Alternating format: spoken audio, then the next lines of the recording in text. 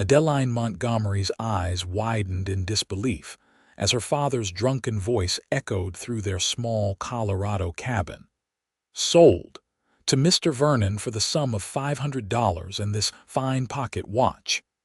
The year was 1875, and Adeline had just become the unwilling prize in her father's poker game. "Father, you cannot be serious," Adeline cried, her hands trembling as she gripped the back of a wooden chair. At 20 years old, she had endured her father's gambling and drinking for years, but this crossed a line she never imagined possible. Thomas Montgomery, red-faced and swaying, barely glanced at his daughter. "The deed is done, girl. Mr. Vernon here has won fair and square." He patted the pocket where he'd stashed his newly acquired timepiece. Ezekiel Vernon, a man of 40 with yellowed teeth and eyes that lingered too long on Adeline's figure, grinned broadly. "Always wanted me a pretty wife. Pack your things, girl. We leave at dawn." Adeline felt the room spin. "This is madness. I am not property to be wagered in a card game." "You'll do as you're told." Her father slammed his fist on the table, sending playing cards fluttering to the floor. "I've fed and clothed you these 20 years. Now you can be of some use." Adeline fled to her small bedroom, locking the door behind her. Tears streamed down her face as she paced the floor, her mind racing. She couldn't marry Vernon. The man was known throughout the territory for his cruelty and had already buried 2 wives. Through her window, she could see the lights of the town below. Silver Creek had been her home her entire life, but she knew now that she would have to leave. With trembling hands, she pulled a small bag from beneath her bed and began to pack her few belongings. As the first light of dawn crept through her window, Adeline slipped out the back door of the cabin. She had waited until her father's snores filled the house, signaling that he had passed out from the whiskey. With only a small bundle of clothes, her mother's locket, and the $10 she had managed to save over the years, she headed toward the stables at the edge of town. The morning air was crisp as she hurried along the dirt road, glancing over her shoulder. She needed a horse, but she had no money to buy one. Stealing was against everything she believed in, but desperation pushed her forward. As she approached the livery stable, a deep voice stopped her in her tracks. "Miss Montgomery, what brings you out at this hour?" Adeline whirled around to face Grant Blackwood, the new rancher who had moved to the area earlier that year. Tall and broad-shouldered, with dark hair and eyes that seemed to see right through her, he was intimidating in a way that made her heart race. "Mr. Blackwood." She clutched her bundle tighter.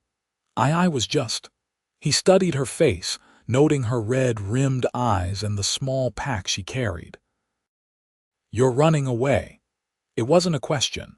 Adeline lifted her chin, attempting to maintain some dignity. "My situation has become untenable. My father lost at cards last night and has sold me to Ezekiel Vernon to settle his debt." Grant's expression darkened. "Sold you? What kind of man would do such a thing?" "The kind who values cards and whiskey more than his own daughter," Adeline replied bitterly. "I cannot stay to become Vernon's wife. He's a cruel man, Mr. Blackwood." Grant removed his hat, running a hand through his hair. "I've heard tales of Vernon. No woman deserves such a fate." He glanced at the sky, which was growing lighter by the minute. "Where will you go?" "Denver, perhaps. I have a distant cousin there who might take me in." "That's 100 miles of dangerous country, Miss Montgomery, not a journey for a woman alone." Adeline's spine stiffened. "I have no choice." Grant seemed to consider something for a moment before speaking again.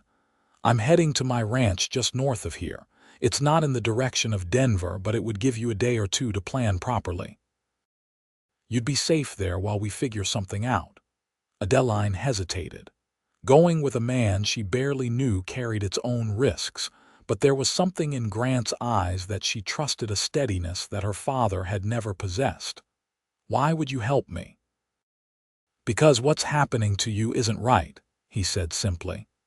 "No person should be treated as property." Before she could respond, shouts erupted from the direction of her home. Ezekiel Vernon's voice carried through the morning air, bellowing her name. "He's looking for me," Adeline whispered, panic rising in her chest. Grant acted quickly, leading her to where his horse was tethered outside the general store. "Come with me now or stay and face Vernon. Your choice, Miss Montgomery." In that moment, Adeline made her decision. She took Grant's outstretched hand and allowed him to help her onto his horse. He mounted behind her, his arms encircling her as he took the reins. "Hold tight," he murmured, and then they were galloping away from Silver Creek, the sound of Vernon's angry shouts fading behind them. They rode hard for several hours, following trails that wound through pine forests and across open meadows.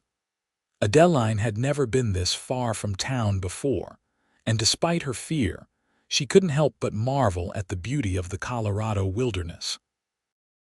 The mountains rose majestically in the distance, their peaks still capped with snow even in the early summer.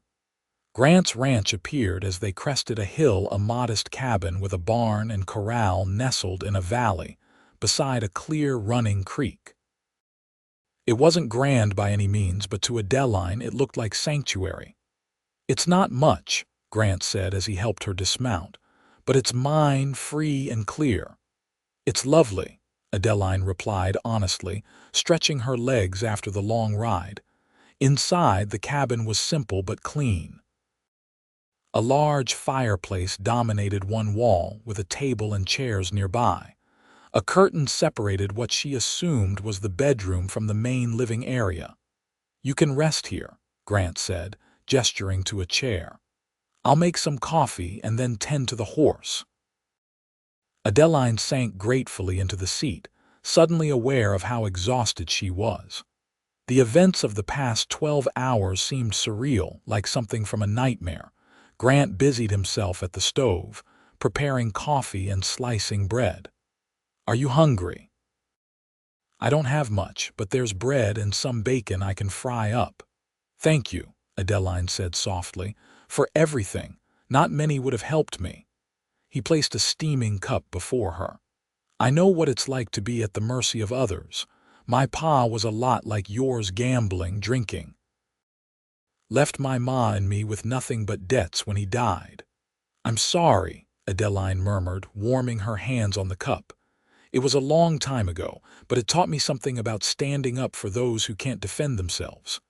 He paused, studying her. "What will you do now?" Adeline sighed. "I don't know. I have $10 to my name and no skills beyond keeping house. My cousin in Denver might take me in, but she barely knows me." "You could stay here for a while," Grant offered, then quickly added, "I've got a small room off the back where I store supplies."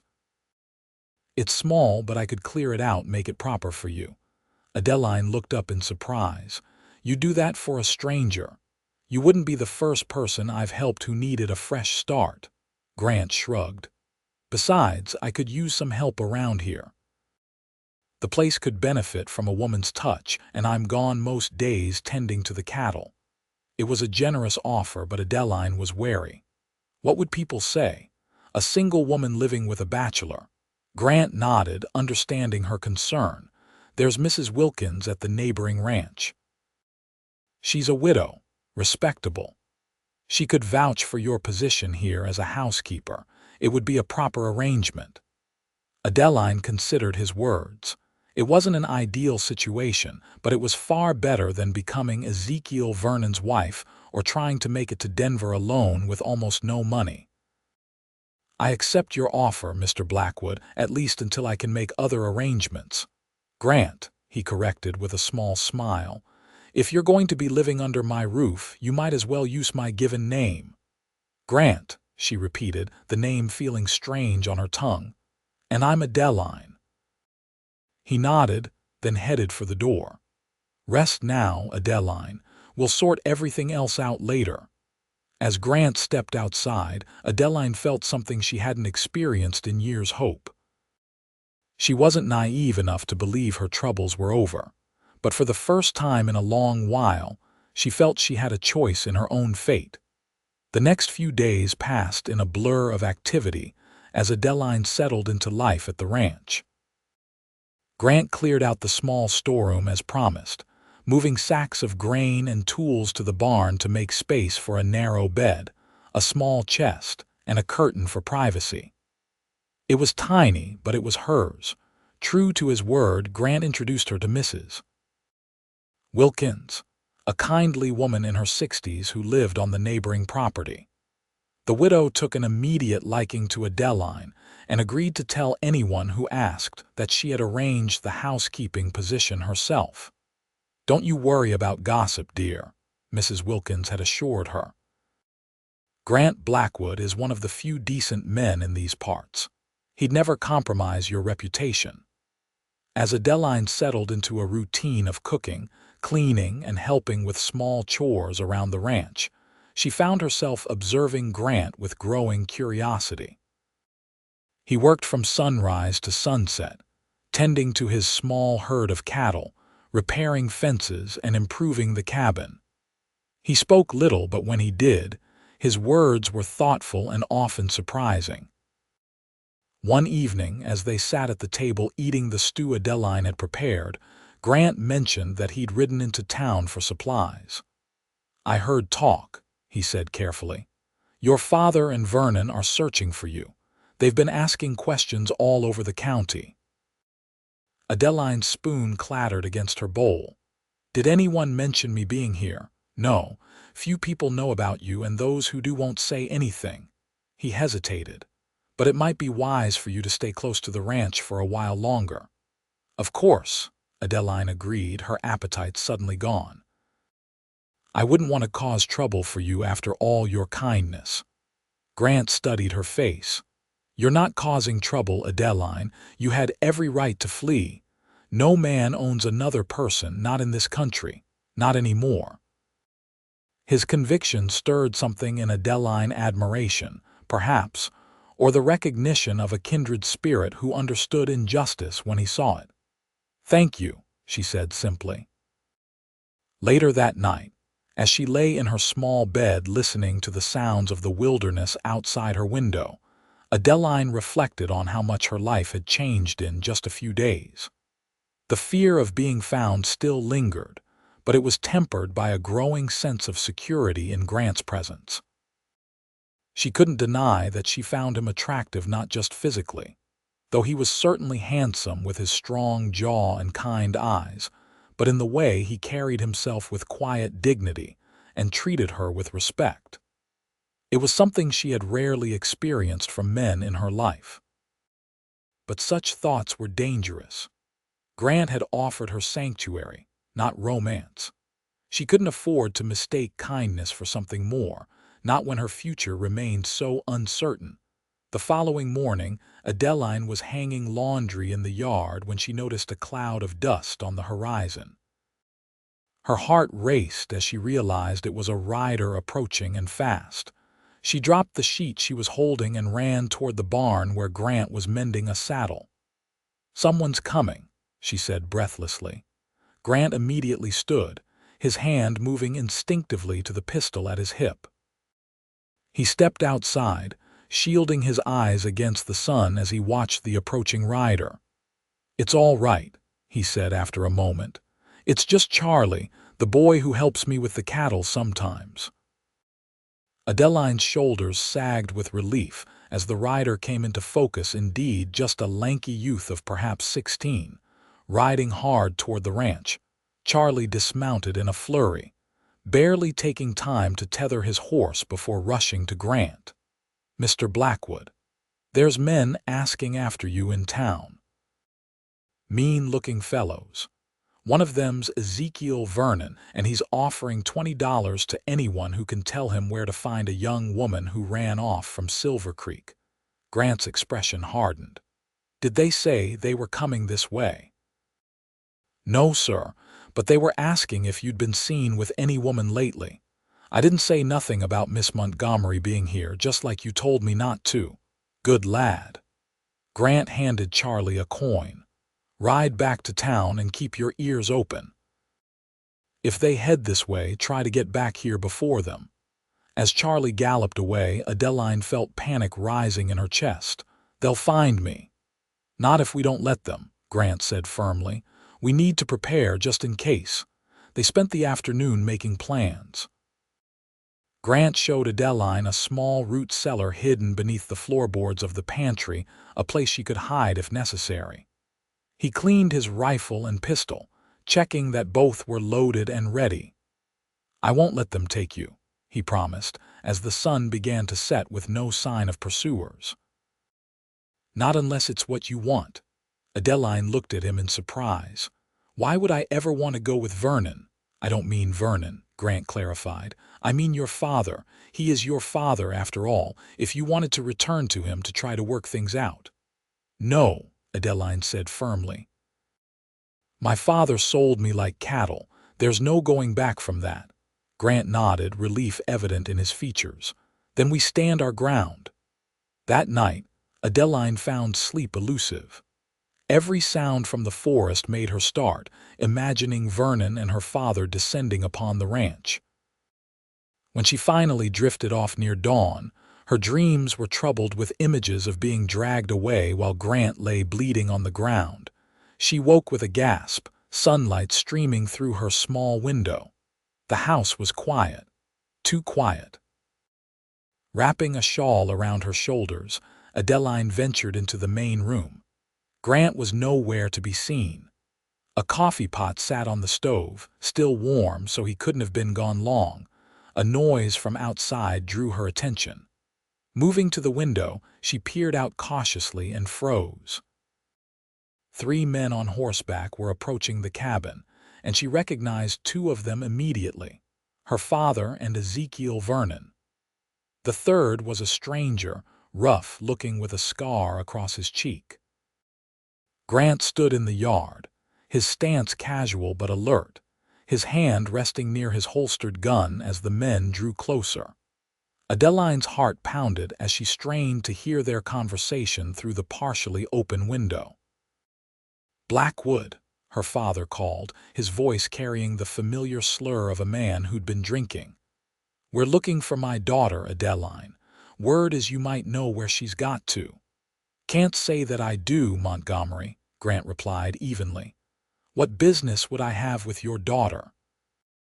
Vernon spat on the ground. "Don't play dumb with us, Blackwood. Girl runs off the same night you're seen in town. Then you both disappear. Ain't no coincidence. I've been right here working my ranch," Grant said. "As you can see." The scarred stranger leaned forward in his saddle. "Maybe we ought to have a look inside your cabin, just to be sure." Grant's hand moved slightly closer to his gun. "My home is my own, and you're not welcome in it. I suggest you gentlemen move on." Adeline's father dismounted unsteadily. "Now see here, Blackwood. That girl is mine by right, and Vernon here has paid good money for her. If you're harboring her, that's the same as stealing from us both." "A person can't be stolen, Montgomery," Grant replied, his voice hardening, "because a person can't be owned." Vernon also dismounted, his face flushed with anger. "The law says different when it comes to daughters and wives. Now step aside or we'll move you ourselves." Adeline couldn't stand by any longer. Before she could think better of it, she flung open the cabin door and stepped outside. "That's enough," she called, her voice stronger than she felt. "I'm here of my own free will."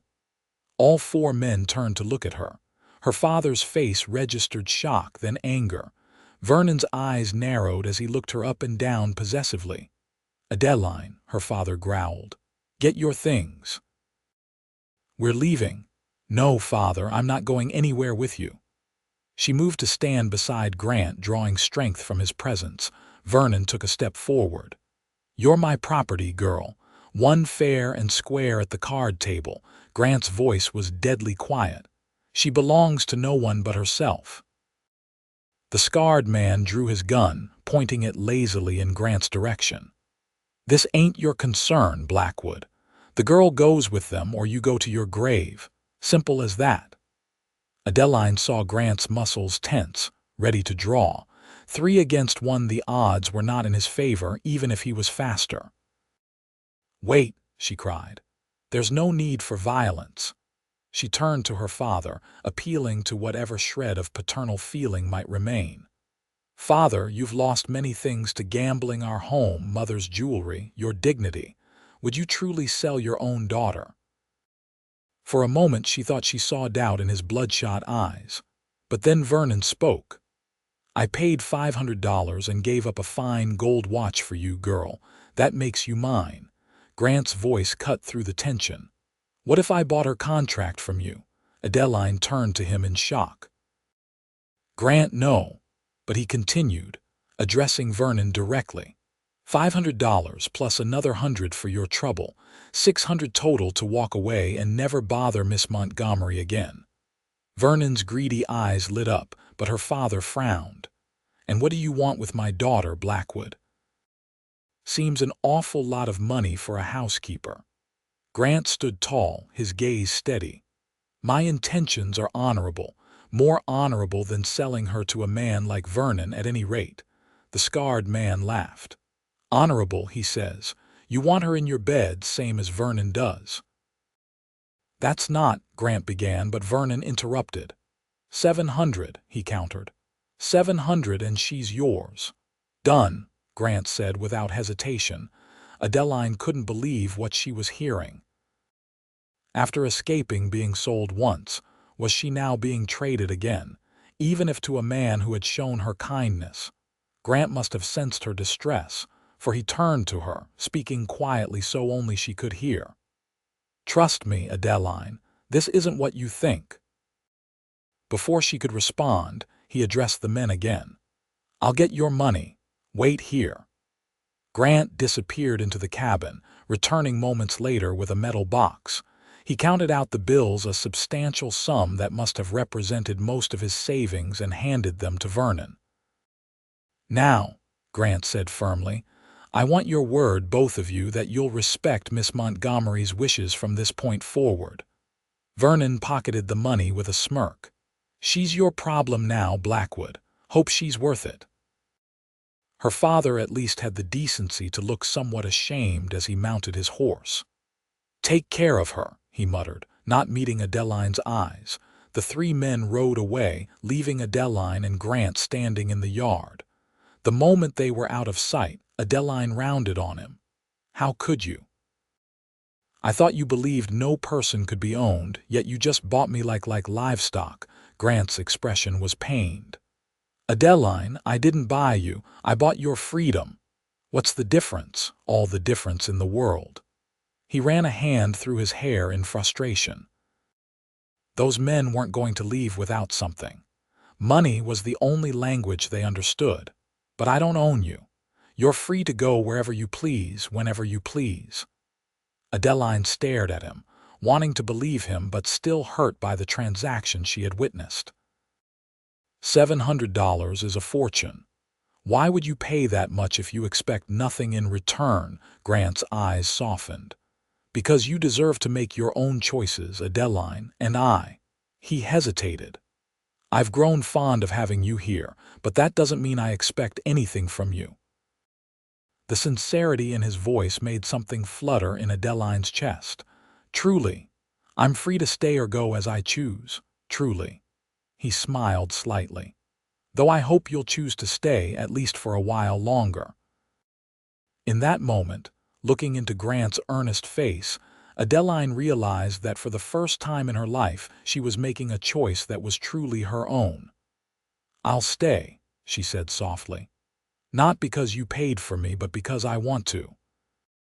The relief in Grant's smile was evident, and Adeline felt a warmth spread through her that had nothing to do with the summer sun shining down on them. Over the next few weeks, life at the ranch settled into a comfortable rhythm. Grant continued to treat Adeline with the same respect as before, never once suggesting that his financial intervention had changed their arrangement. If anything, he seemed more careful to maintain proper boundaries between them. Adeline found herself appreciating his consideration, even as she became increasingly aware of him as a man, the way the sun had bronzed his skin, how his shirt stretched across his shoulders when he chopped wood, the rare but transformative nature of his smile. They spent their evenings together, talking by the fire after dinner. Grant told her about his dreams for the ranch, how he hoped to expand his herd and eventually build a larger house. Adeline shared stories of her mother, who had died when she was 12, and the happier memories of her childhood before her father had turned so heavily to drink and gambling. One evening, as summer was giving way to autumn, Adeline was preparing dinner when Grant returned from town with supplies. He seemed unusually quiet as he set packages on the table. "Is everything all right?" she asked, noticing the tension in his jaw. "Vernon was in town," Grant said after a moment, "drunk and boasting about how he'd been cheated out of a wife but made a profit in the bargain." Adeline's hands stilled over the pot she was stirring. "Did he say anything about coming back here?" "No. In fact, he was telling anyone who'd listen that he's heading to California. Apparently, he's taken your father with him. They're going to try their luck in the gold fields." Relief washed over Adeline. "Then they're gone, truly gone," Grant nodded. "It seems so. You're safe now, Adeline." The realization settled over her slowly. If her father and Vernon were leaving the territory, she was truly free. No more looking over her shoulder, no more fear of being claimed as a debt payment. Grant was watching her carefully. "This changes things for you, doesn't it? You could go to Denver now or anywhere else you wanted." The question hung in the air between them. Adeline had spoken occasionally of her plans to move on, to find her cousin in Denver or perhaps seek work as a teacher or seamstress in a larger town. But the truth was, those plans had begun to feel less urgent as the weeks passed. "I suppose I could," she said slowly. "But I've grown fond of this place." She looked up, meeting Grant's gaze, and the people in it. Something shifted in his expression, hope mingled with uncertainty. "You're welcome to stay as long as you like. The arrangement has worked well, I think." "It has," Adeline agreed. "But perhaps the arrangement could evolve." Grant set down the package he was holding, his full attention on her now. "What do you mean?" Adeline's heart pounded as she gathered her courage. "I mean that I've come to care for you, Grant, as more than the man who gave me shelter." The silence that followed seemed to stretch for an eternity, though it could only have been seconds. "Adeline," Grant finally said, his voice rough with emotion. "I've felt the same way for weeks now. But after what happened after I paid Vernon, I didn't want you to think I expected anything from you." "I know that," she assured him, taking a step closer. "You gave me a choice when no one else would, and now I'm choosing you if you'll have me." Grant crossed the space between them in 2 strides, taking her hands in his. "I would be honored to court you properly, Adeline Montgomery. No contracts, no obligations, just 2 people choosing each other freely." Joy bubbled up inside her as she smiled. "I would like that very much." He lifted her hand to his lips, pressing a gentle kiss to her knuckles. It was a small gesture, proper and restrained, but it sent a thrill through Adeline that promised much more to come. The courtship that followed was everything Adeline had dreamed of but never expected to experience. Grant was attentive and thoughtful, bringing her wildflowers he found while checking the herd or a book he'd ordered from Denver when he learned she enjoyed poetry. They took Sunday rides together, exploring the beautiful countryside surrounding the ranch. Grant showed her hidden waterfalls and meadows filled with wildflowers, places that few people ever visited. Mrs. Wilkins observed their blossoming relationship with approval, often inviting them both for Sunday dinner after church to provide a proper, chaperoned setting for their courtship.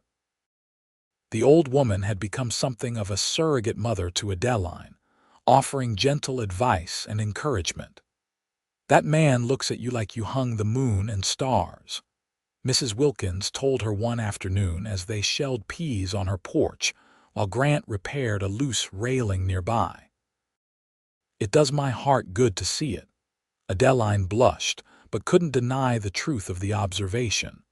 Grant's gaze, when it rested on her, was filled with admiration and growing affection, and she knew her own eyes must reflect similar feelings. As autumn progressed, turning the aspen leaves to gold and bringing a chill to the morning air, Grant and Adeline's relationship deepened. Their first kiss came on a crisp October evening as they returned from a community dance in the nearest town. Grant had tied their horses to a post and was helping Adeline down when she slipped slightly, falling against his chest. His arms went around her to steady her, and suddenly they were standing close, her face upturned to his in the moonlight. "Adeline," he murmured, his voice husky with restrained desire. "May I kiss you?"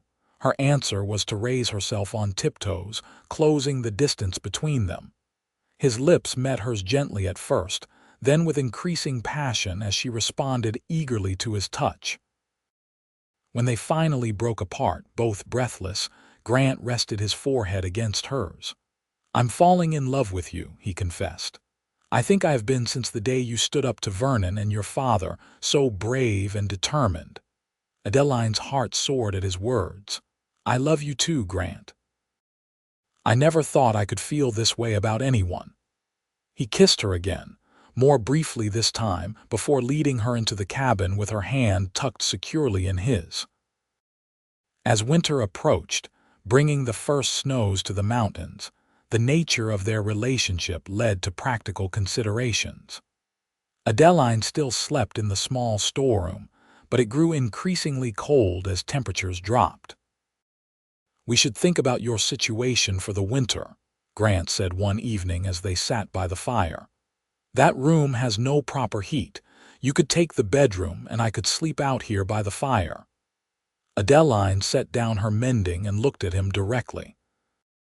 "Or we could consider another arrangement entirely." Grant raised an eyebrow. "What did you have in mind?" "Marriage," she said simply. "If you want me as your wife, that is."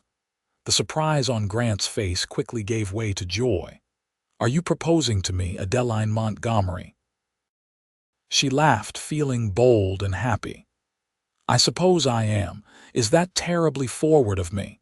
"Terribly," he agreed with a grin, moving to kneel before her chair.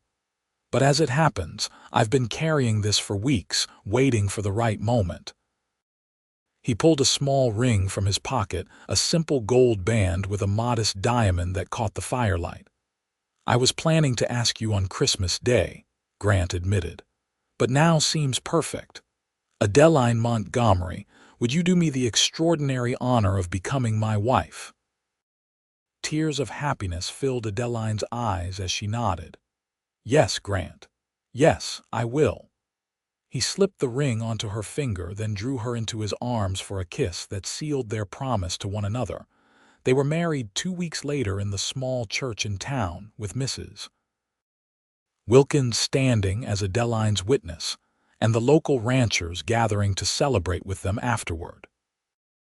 The bride wore a simple blue dress that Grant had ordered from Denver as a surprise, and she had never felt more beautiful than when she saw the look in his eyes as she walked down the aisle toward him. The ceremony was short but meaningful, with Adeline and Grant exchanging vows they had written themselves. As they spoke of choosing each other freely and promising to honor that choice every day of their lives, more than one eye in the congregation grew misty. "I now pronounce you husband and wife," the preacher declared. "Mr. Blackwood, you may kiss your bride." Grant cupped Adeline's face gently in his hands and kissed her with such tenderness that she felt her heart might burst with happiness. The wedding celebration continued at the ranch, with neighbors bringing food and music. As the sun set, Grant led his new wife in a dance in their own front yard, holding her close as fiddles played and their friends clapped in time. "Happy, Mrs. Blackwood," he murmured against her hair. "Happier than I ever dreamed possible," she replied, tilting her face up for a kiss that promised more to come when they were finally alone. Later that night, when the last guest had departed and they were alone in the cabin, their home, Grant swept Adeline into his arms and carried her to the bedroom that was now theirs to share. "I love you, Adeline," he whispered as he laid her gently on the bed. "From this day forward, everything I have is yours, and everything I am belongs to you alone." Adeline reached up to touch his beloved face. "And I am yours, Grant, not because anyone sold me or bought me, but because I choose you. I will always choose you." Their first night as husband and wife was everything Adeline had hoped for: tender, passionate, and filled with discoveries that left them both breathless. In Grant's arms, she found a love that healed old wounds and promised a future brighter than any she had imagined for herself. As winter settled over the ranch, bringing short days and long nights, the newlyweds established routines that brought them even closer. They would rise early together, sharing coffee by the fire before Grant went out to tend to the animals. Adeline would work on making their cabin more of a home, sewing curtains and quilts, and preparing hearty meals to sustain them through the cold months. In the evenings, they would sit by the fire, sometimes reading aloud to each other or planning for the future of their ranch. Grant taught Adeline to play chess, and she proved to be a quick study, soon challenging him to genuinely competitive matches. "You're a natural strategist," he commented one night after she captured his queen. "I should have you helping me plan the spring expansion." Adeline smiled, pleased by his confidence in her abilities. "I would like that. This ranch is our future. I want to be part of building it." Grant reached across the table to take her hand. "You already are. Everything is better with you here, Adeline. Not just the house, but the land, the work, all of it has more purpose now." His words warmed her more than the fire blazing in the hearth.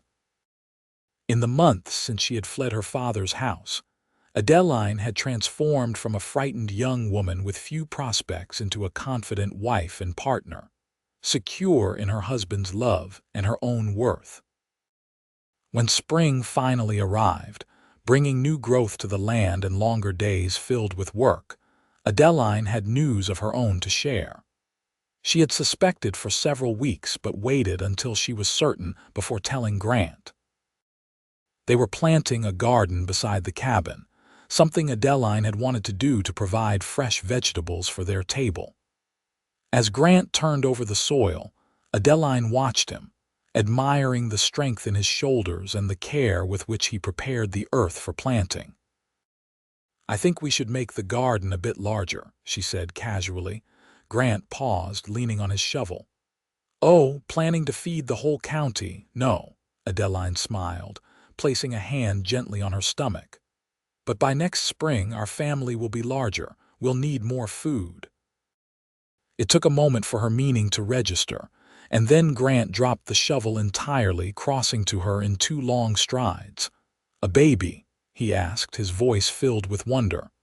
"We're having a baby," Adeline nodded, her eyes bright with happiness. "Around September, I think." Grant let out a whoop of joy that probably echoed all the way to Mrs. Wilkins's property. He lifted Adeline carefully, spinning her in a circle before setting her gently back on her feet and dropping to his knees to press a reverent kiss to her still flat stomach. "Hello in there," he said softly. "I'm your pa, and I already love you more than I can say." Tears sprang to Adeline's eyes at the tenderness of the gesture. She ran her fingers through Grant's hair as he remained kneeling before her, his hands gently cradling her waist. "You've given me everything, Adeline," he said, looking up at her with eyes that shone with emotion. "A home that's truly a home, your love, and now a child. How did I get so blessed?" "We blessed each other," she replied, helping him to his feet and into her embrace. and this child will be the living proof of that blessing. The months that followed were busy ones for the Blackwoods. Grant hired 2 ranch hands to help with the expanding herd, allowing him to spend more time close to home as Adeline's pregnancy progressed. He also began construction on an addition to the cabin, 2 new rooms that would give them space for the baby and any future children that might come along. Adeline bloomed during her pregnancy, her natural beauty enhanced by the glow of impending motherhood. She continued to help with the management of the ranch, keeping the books and offering suggestions that often proved insightful. Grant increasingly relied on her good sense and practical wisdom, consulting her on decisions both large and small. "You know," he told her one evening as they sat on the porch watching the sunset, his hand resting protectively on her rounded belly, "when I first offered you shelter, I thought I was helping you. But the truth is, you've helped me just as much, if not more." "How so?" Adeline asked, covering his hand with hers as the baby kicked against his palm. "You've made me see possibilities I never considered before. The ranch is thriving because of your ideas. The house feels like a real home, and you've shown me what it means to truly love someone." He leaned over to kiss her softly. "Not to mention, you're giving me the greatest gift of all, our child." Adeline smiled, touched by his words. "We've built this life together, Grant, equal partners in everything." Their son, William Thomas Blackwood, was born on a clear September morning after a long but uncomplicated labor. Mrs. Wilkins served as midwife, her experienced hands guiding the baby safely into the world while Grant paced anxiously outside until the first cry announced his child's arrival. When he was finally allowed into the bedroom, Grant found Adeline propped up on pillows, tired but radiant, holding a small bundle wrapped in a soft blanket. "Come meet your son," she said, her voice filled with love and wonder. Grant approached the bed almost reverently, sitting carefully beside his wife and peering at the tiny red face of his newborn son. The baby had a shock of dark hair like his father's, and when he briefly opened his eyes, Adeline's clear blue gaze. "He's perfect," Grant whispered, gently touching the baby's cheek with one finger. "Just like his mother." "We thought William after your father," Adeline said. "And Thomas after mine. Despite everything, he did give me life and in a roundabout way led me to you." Grant nodded, appreciating her generosity of spirit. William Thomas Blackwood, a fine name for a fine boy. As he held his son for the first time, Grant felt a surge of protectiveness and love unlike anything he had ever experienced. This tiny being depended entirely on him and Adeline, not just for physical needs, but to teach him how to be a good man, how to treat others with respect, how to build a life of meaning and purpose. "I promise you, little one," he murmured to the sleeping infant, "you will never know what it is to be treated as property or to have your choices taken from you. You will grow up knowing that you are loved and valued, just as you are." Adeline watched her husband with their son, her heart so full it felt it might overflow. From the darkest moment of her life being sold in a poker game had come this extraordinary happiness. She had found not just safety but love, not just a protector but a partner, not just a home but a future. The months following William's birth brought new joys and challenges to the Blackwood Ranch. The baby thrived, growing quickly and developing a sunny disposition that charmed everyone who met him. Grant proved to be a devoted father, often carrying William with him as he did chores around the ranch, pointing out animals and plants to the wide-eyed infant. Adeline adapted to motherhood with the same determination and grace she had shown in all other aspects of her life. Despite the inevitable exhaustion of caring for a newborn, she maintained her involvement in ranch operations, often discussing business with Grant while nursing William or rocking him to sleep. As their son approached his first birthday, the Blackwoods ranch had grown substantially. The herd had doubled in size. The house addition was complete with a nursery for William and another bedroom for guests or future children. And Grant had hired a young couple to help with both the cattle and household tasks, giving Adeline more time to focus on her family and the business aspects of the ranch. One evening, as they sat on their expanded porch watching the sunset, William asleep in Adeline's arms, Grant brought up something that had been on his mind. "I received a letter today," he said, reaching for her free hand, "from a banker in Denver who's interested in our cattle operation. He's proposing an investment that would allow us to expand significantly new breeding stock, more land to the north."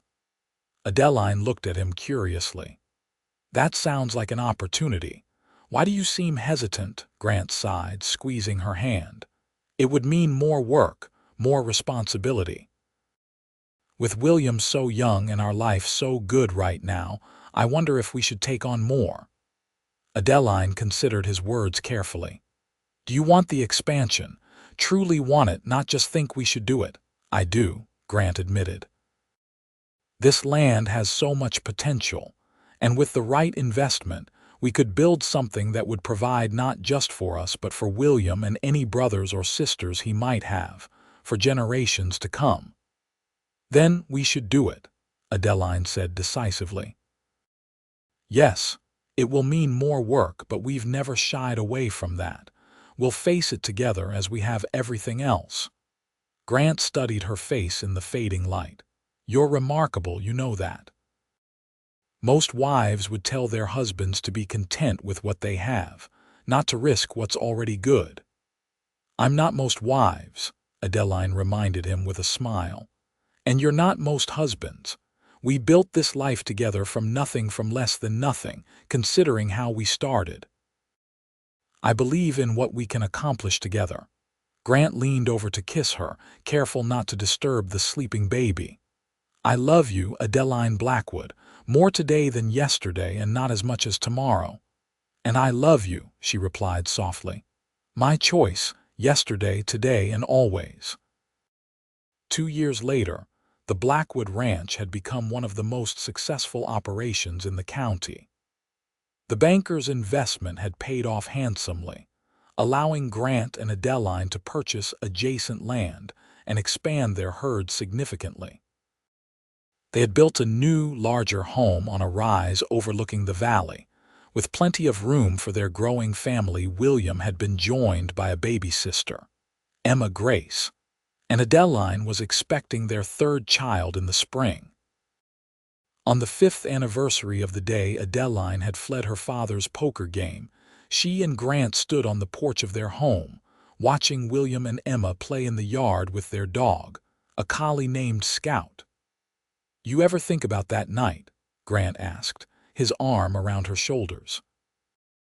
"The night you ran away." Adeline leaned into his embrace, her hand resting on her growing belly. "Sometimes. It was the worst night of my life and the best, all at once.